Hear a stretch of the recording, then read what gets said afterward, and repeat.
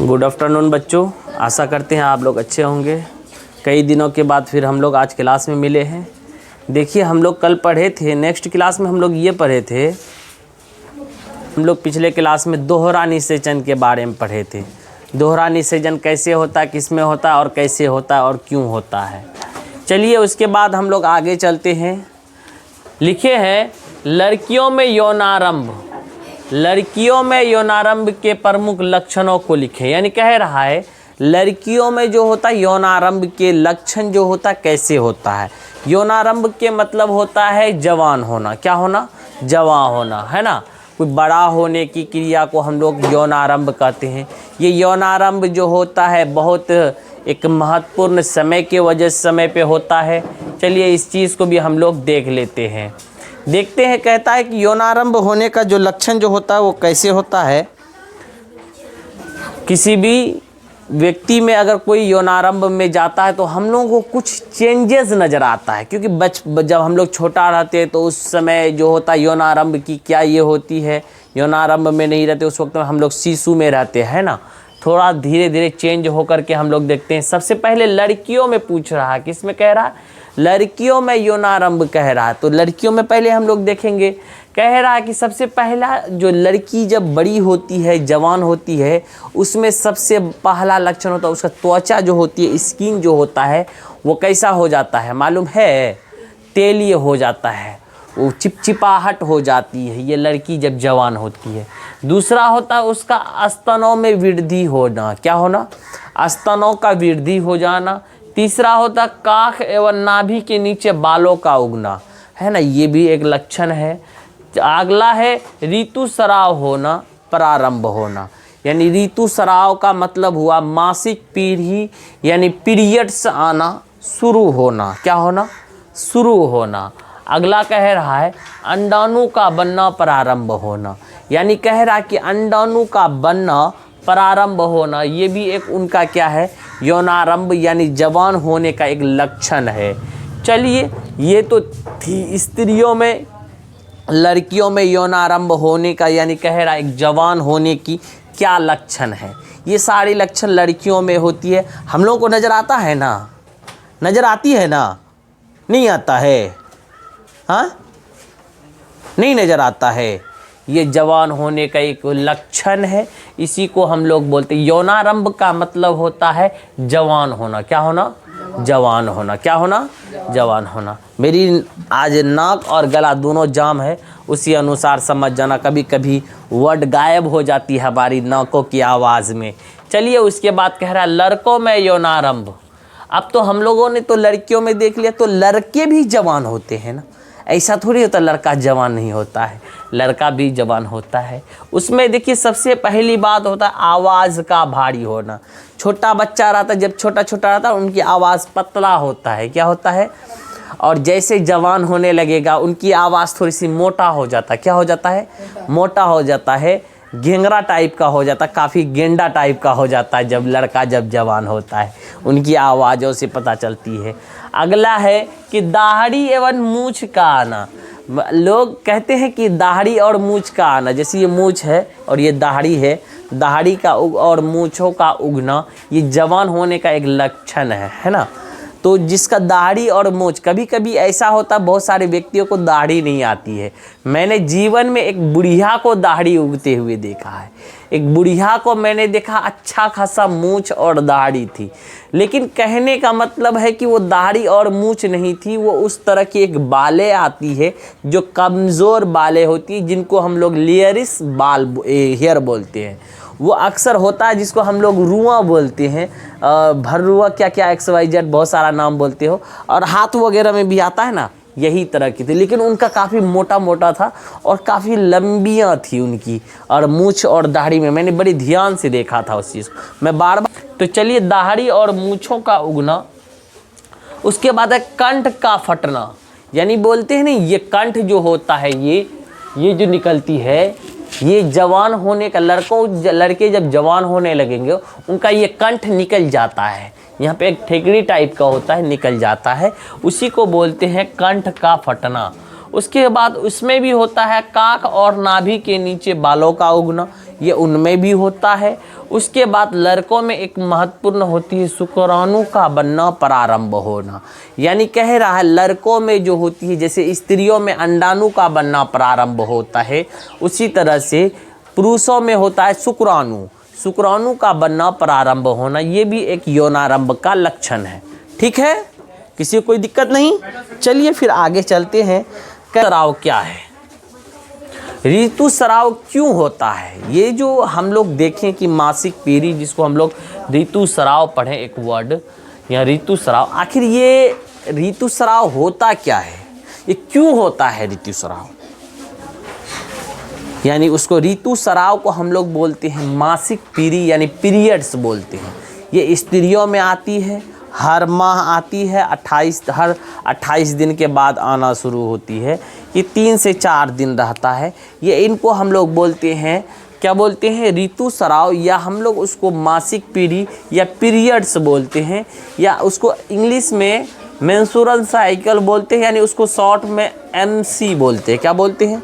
MC। आखिर ये क्यों होता है? देखिए इस चीज़ को ध्यान से देखिएगा। अंडाणु और शुक्राणु का निषेचन हो तो मादा के गर्भाशय में, किसमें? मादा के गर्भाशय में अंतःस्तर का निर्माण होता है, परंतु निषेचन नहीं होने पर होता क्या है कि जब स्त्री के खास करके अंदर में कहाँ अंडाणु और शुक्राणु का मिलने की एक प्रक्रिया होती है। क्या होती है? होता नहीं कि किसी को मिलने की, मतलब मिलने की प्रक्रिया होती है। अगर ये मिलने की प्रक्रिया जो होती है वो मादा के गर्भाशय में होती है। कहाँ होती है? मादा के गर्भाशय में होता है। यानी कह रहा अगर अंतःस्तर का निर्माण होता है, यानी कह रहा ये मादा के गर्भाशय के अंदर में एक अंतःस्तर होता है, उसका निर्माण होता है, परंतु निषेचन नहीं, यानी फर्टिलाइजेशन या मिलन नहीं होने पर विघटित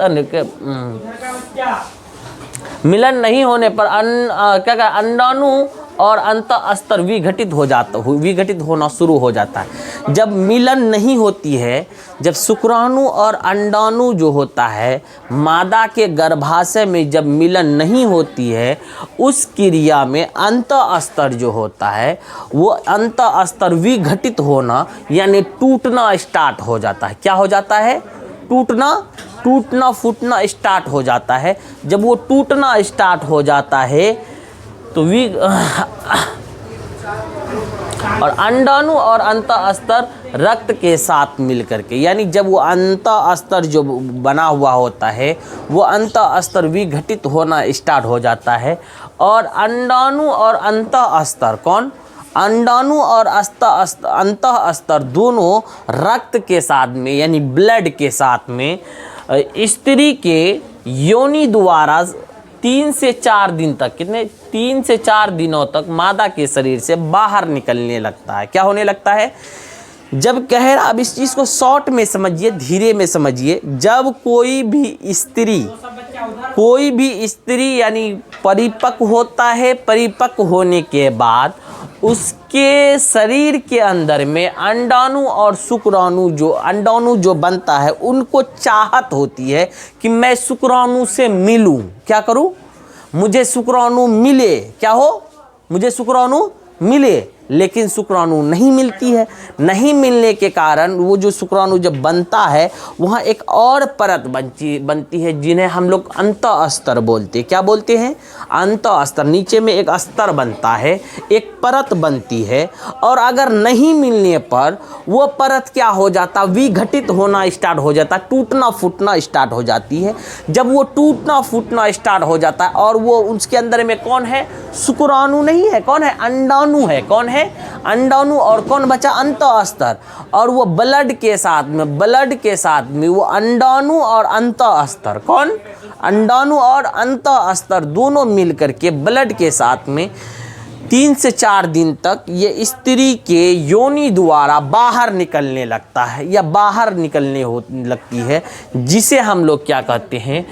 ऋतुस्राव कहते हैं। क्या कहते हैं? इसी को हम लोग क्या होता है? इसी ऋतुस्राव होता है। इसलिए क्या होता है, ऋतुस्राव होता है, या इसे ही हम लोग क्या कहते हैं, ऋतुस्राव कहते हैं। तो ऋतुस्राव क्यों होता है आप लोगों को समझ में आ रहा होगा। अंतःस्तर कह रहा अंडाणु और शुक्राणु के निषेचन हो तो मादा के गर्भाशय में अंतःस्तर का निर्माण होता है, परंतु निषेचन नहीं होने पर, जब फर्टिलाइजेशन यानी मिलन नहीं होने पर, और मिलन हो गया तो भगवा क्या हो गया, 9 महीने के लिए पीरियड आना बंद, यानी वो क्या हो जाएगी, प्रेग्नेंट हो जाएगी। क्या हो जाएगी, प्रेग्नेंट हो जाएगी। समझ में आ रहा है ना, तो वो प्रेग्नेंट हो जाएगी। अगर मिलन हो गई तो वो क्या हो जाएगी, प्रेग्नेंट हो जाएगी। अगर मिलन नहीं हुआ तो क्या होगा, वो पीरियड्स के रूप में वो बाहर निकलने लगता है, इसलिए पीरियड्स होती है, या कहते हैं कि ऋतुस्राव होता है। समझ में आ रही है, समझ में आ रही है ना, किसी को कोई दिक्कत नहीं है, अरे समझ में आ रही है, हाँ कोई दिक्कत तो नहीं है ना, समझ में आ रही है। ये स्पेशल आप लोगों के लिए है, प्रॉब्लम नहीं होना चाहिए बेटा, क्योंकि आप पढ़ने आए हो, कुछ सीखने आए हो, कुछ समझने आए हो, तो आप ध्यान से इस चीज़ को समझें।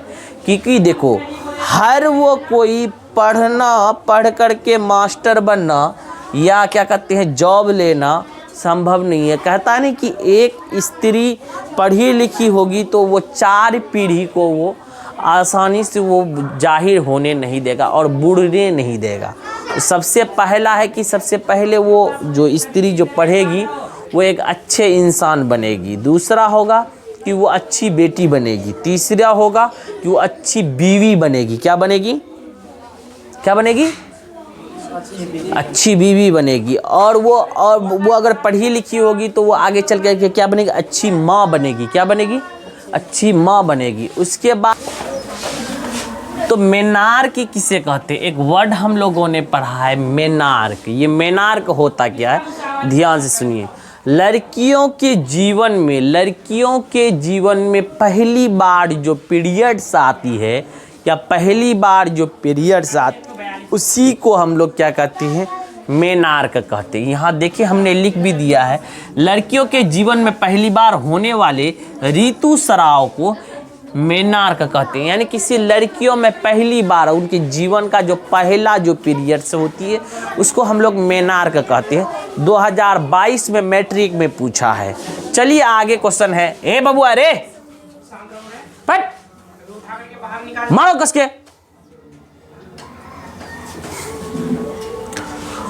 उसके बाद कह रहा है ऋतुस्राव चक्र या मासिक चक्र या MC किसको कहते हैं। अगला क्वेश्चन है ऋतुस्राव चक्र, मासिक चक्र। यानी ऋतुस्राव उसी को बोलते हैं, पीरियड्स को बोलते हैं। ये चक्र किसे कहते हैं, यानी मासिक चक्र या उसको बोलते हैं ऋतुस्राव चक्र, ये किसको कहते हैं। देखिए उस बात को हमने लिख भी दिया है। प्रत्येक 28 दिनों में ऋतुस्राव चक्र के रूप से होता रहता है। इसी ऋतुस्राव को मेंस्ट्रुअल साइकिल या MC कहते हैं। कहते हैं कि हर वो लड़कियों में पहले भी इस चीज़ का जिक्र कर चुका है।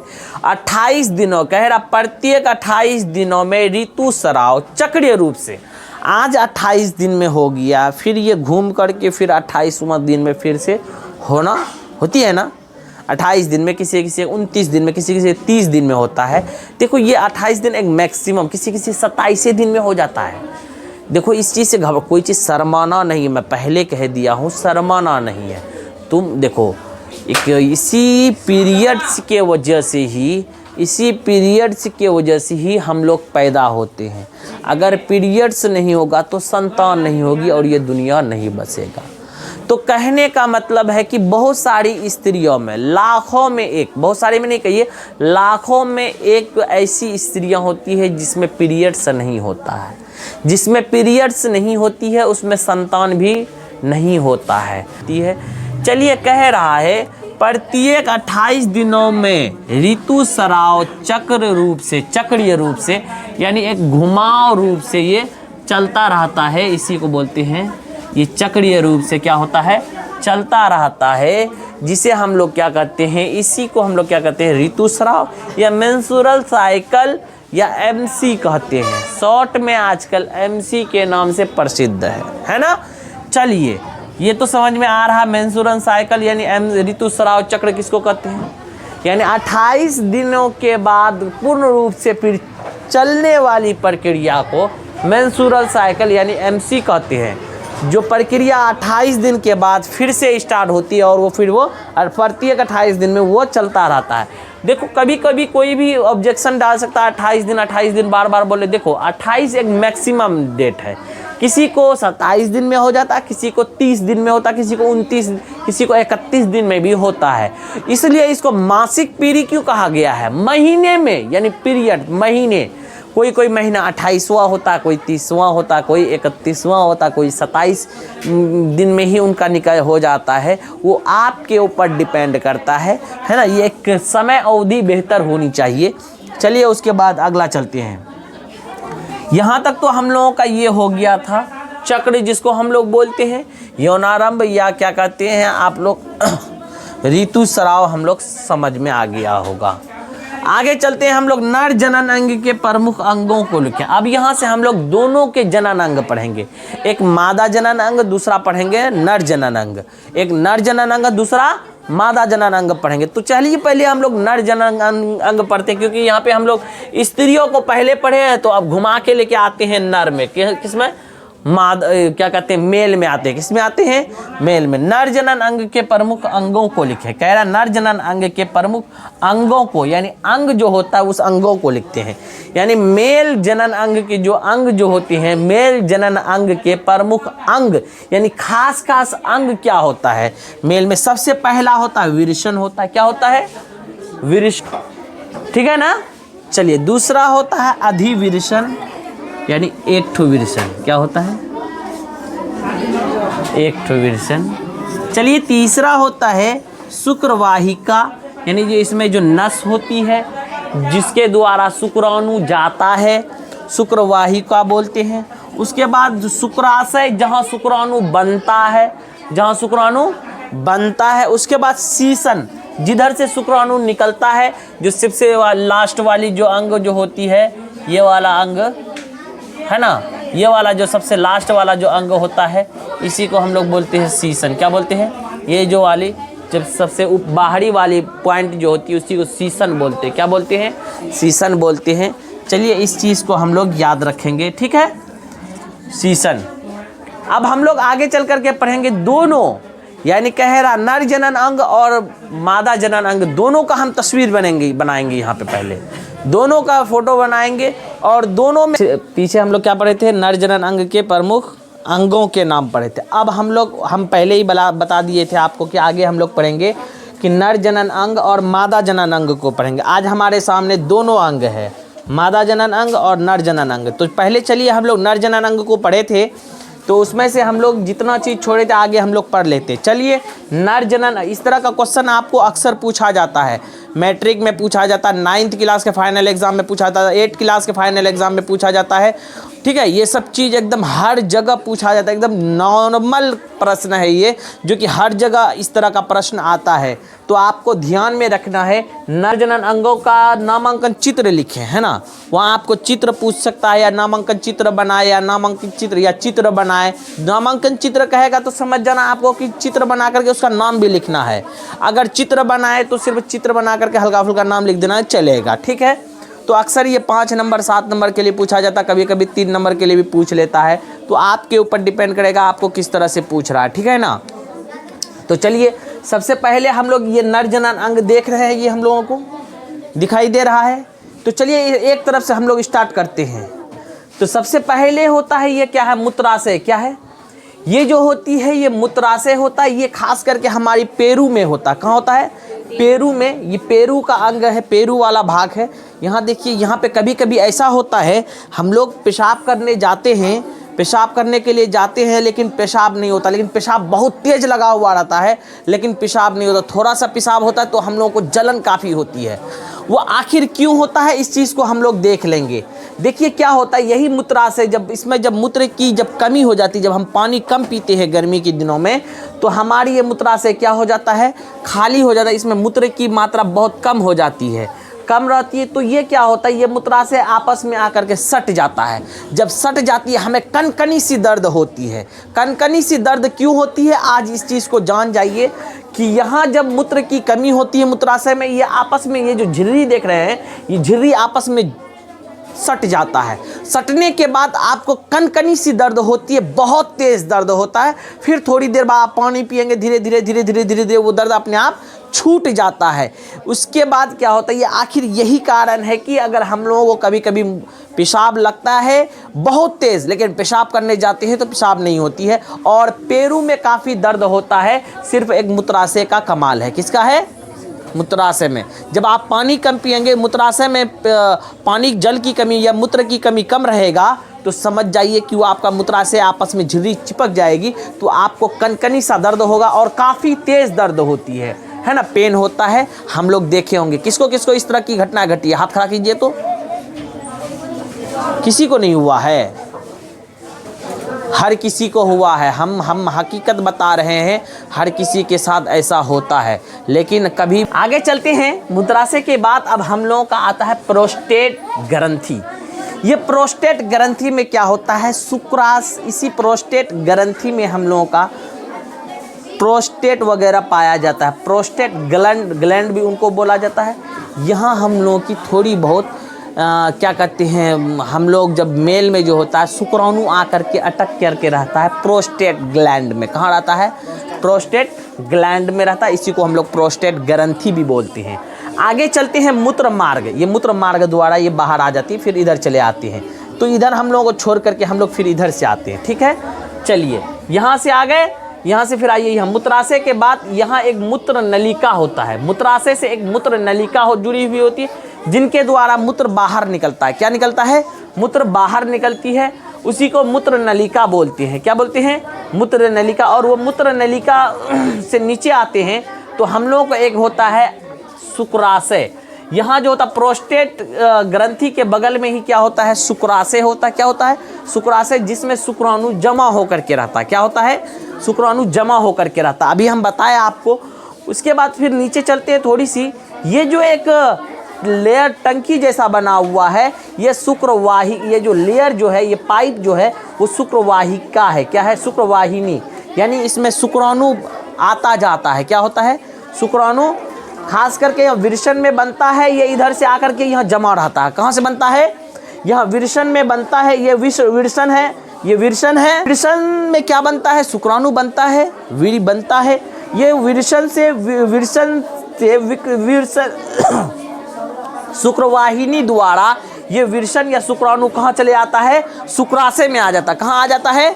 विरसन में शुक्राणु बनता है, शुक्रवाहिनी द्वारा ये कहाँ चले आता है? विरसन में बनता है शुक्राणु। ये खास करके शुक्रवाहिका द्वारा या वाहिनी द्वारा, शुक्रवाहिनी द्वारा कहाँ आ जाता है? शुक्राशय में आकर के जमा रहता है। जब आपका शीशन कार्य करता है, घर्षण होती है, सेरियंस होता है।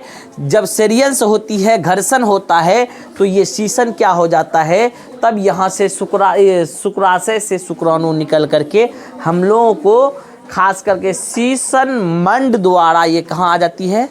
बाहर आ जाता है।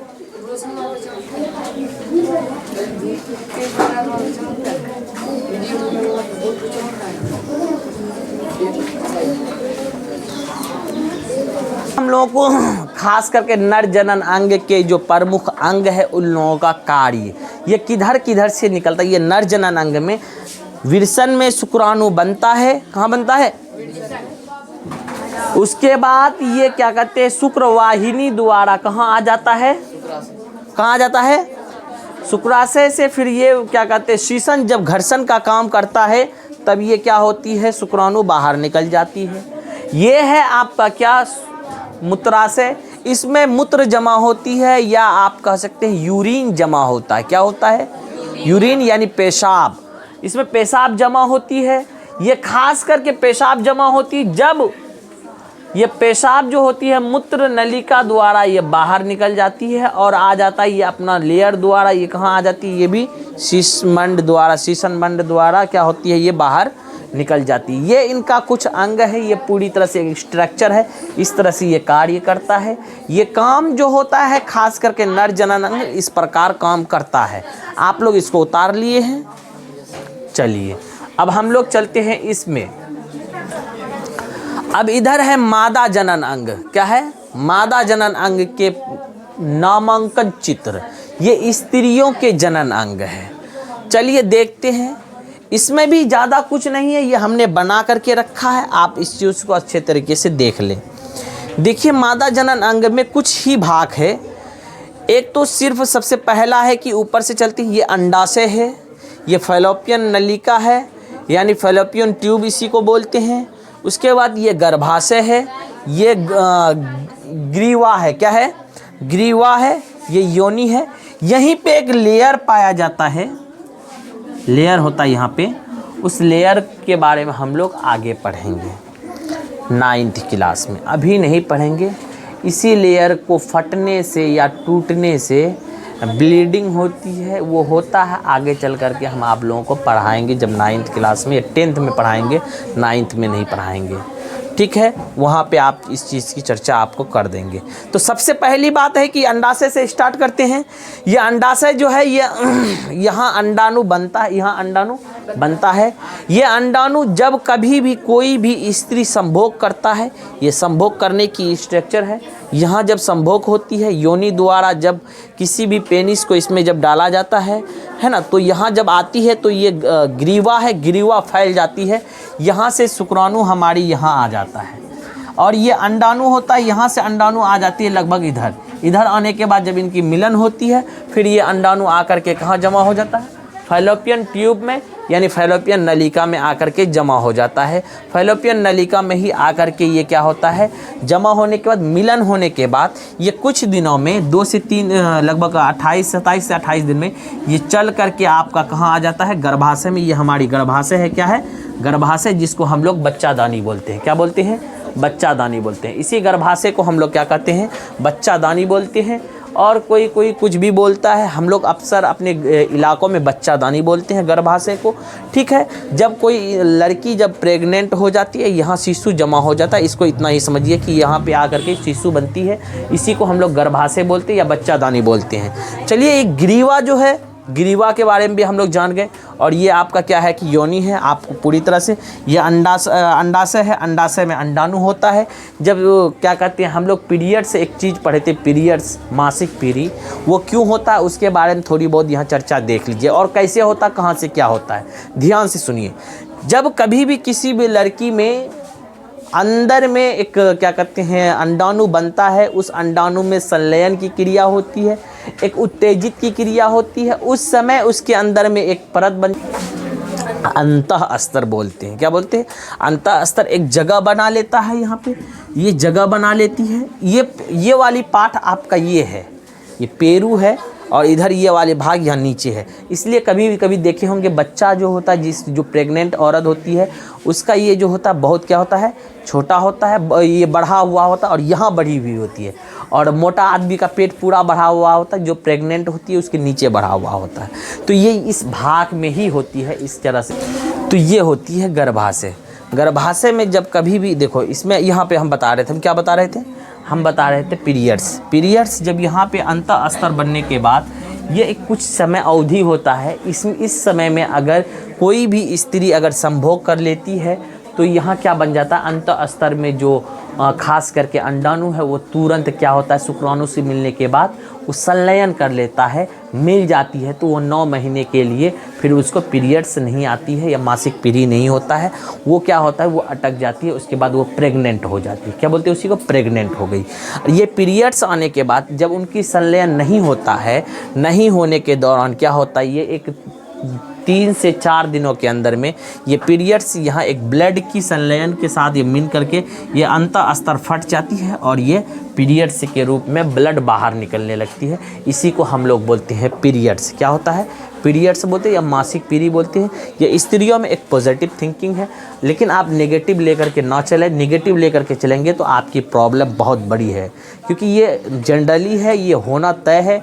जैसे मर्द में होता है एक अलग क्रिया, उसी तरह से स्त्री में। इसमें आप जब पढ़ने आते हैं किसी भी तरह की आप हिजिट आँखों की काजल पढ़ लिए, बनाना है, नहीं बनाए आप लोग, बना लिए काजल। चलिए ठीक है, इसको उतार लीजिए, बाकी का काम रंग है उसका जाली, आँखों